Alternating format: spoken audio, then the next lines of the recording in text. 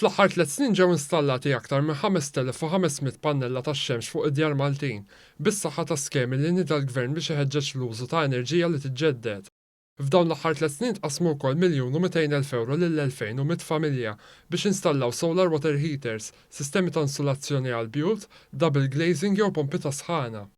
Ħabbar dan il-Ministru għall-Enerġija Joe Mizzi waqt żjara fil-kumpless tal-Aqda Inspire li ngħatat 554 pannella tax-xemx b'investiment ta' aktar minn €120,000 mill-Aġenzija tal-Proprjetà Frank Solt.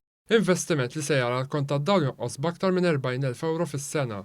Id-direttur ta' Frank Solt Real Estate Graham Solt spjega li din l-għajnuna tiswa aktar minn sempliċiment għotja ta' flus. Jirnexxieli nagħmlu hekk għax ovvjament il-pannelli għandhom lifespan ta' madwar 20 sena u wara 4-5 snin ġib lura dak li investejt għal 15-il sena li jibqa' tkun qed tagħti fondi lill-Inspire li kieku tajt flus biss ma kienux jaslu għandhom.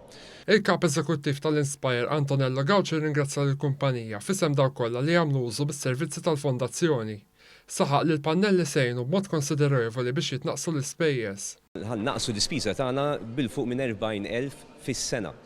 Li naturalment tagħmel differenza kollha. Biss aħna nafu li meta aħna biex insaħħnu il-therapeutic pool li għandna qed nonfu iktar minn hekk. Fiż-żjara tiegħu il-Ministru Mizzi faħħar il-pass biex tkompli tingħata għajnuna li tiswa mitqlu deb. Fl-isfond tal-lotjiet li qed jagħmel il-Gvern semma l-ħidma li qed issir biex iktar nies u entitajiet jagħmlu użu minn enerġija nadifa u qal li se tkun qed tkompli ħidma permezz tal-Aġenzija tal-Enerġija u l-Ilma. Dan sabiex iktar negozji jkunu jistgħu jibbenefikaw minn fondi sabiex jagħmlu l-investimenti neċessarji biex isiru iktar effiċjenti fl-użu tal-enerġija u l-ilma tagħhom filwaqt li jnaqsu l-konsum.